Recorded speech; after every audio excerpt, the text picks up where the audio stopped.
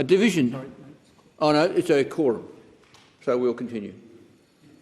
But I thank the member for Riverina to bring that to my attention. The member for Riverina has the call.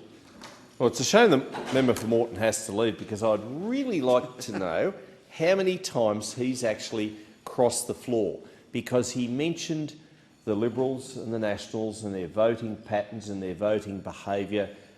I tell you the difference, Deputy Speaker, member for Clark, between the coalition parties and those Labor members opposite, is that if we feel passionate enough about a topic, about an issue, about a bill, and we vote against it, we don't get expelled from our party. But those opposite, should they decide to cross the floor, are punted from their party. I know, I've crossed the floor. I've actually had the courage of my convictions to vote against what was seen to be coalition policy, and whilst I was sent to Coventry for a while for doing so, I had the, some might say temerity, but had the conviction to do just that. But those members opposite don't vote against their party, because they know that if they do, it's immediate expulsion. So don't ever accuse the Liberals and the Nationals of being sheeple when you are a Labor member at the dispatch box. This is about cost of living, and we are in a cost of living crisis. But you wouldn't have known it last year. You wouldn't have known it from the talking points delivered by those opposite over and over again. I spoke plenty about the Voice. We haven't heard too much about that topic since it was roundly defeated by the people of Australia. We have seen real wages collapse under those opposite. We have seen, indeed, real disposable income falling by 7.5% on a per capita basis. We have seen Australians paying 23% more income tax. We have seen, across the board, prices increasing by nearly 10%.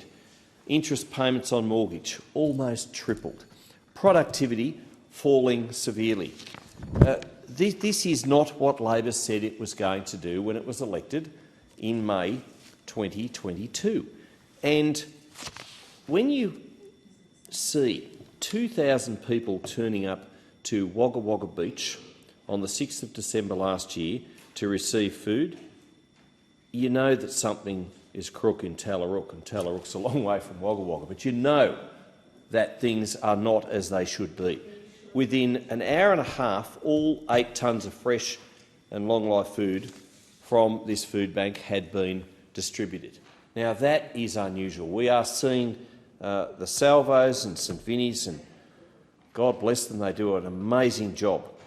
They are being overwhelmed, and overwhelmed by people who would normally not present themselves to one of those agencies. And that is just so sad, because it shouldn't be happening. And yet those opposite, well, they get their talking points and they just adhere to them. And you see it over and again. We've got hundreds of households falling into electricity hardship every week since the Albanese government took over. We've got youth unemployment now at 9.3%. And if you are a young person and you are struggling to find a job, how on earth are you supposed to pay rent? How on earth are you supposed to, if you are a young family, even get into the housing market? And we only saw yesterday 90,000 tradies less than what we should have. Who is going to build the houses? What are they indeed going to build the houses from when we've got state Labor governments, and I refer specifically to Victoria, wanting to shut down the timber industry? But indeed the construction industry is seeing failure after failure after failure. And it's not just in the home building, it's in so many of the small business sector where businesses are doing it tough. They are shutting their doors because they just can't make ends meet.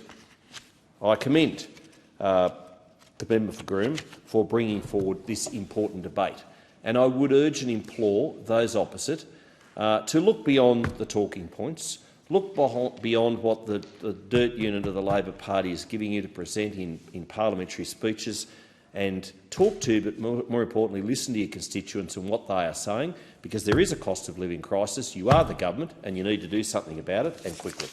I thank the member for River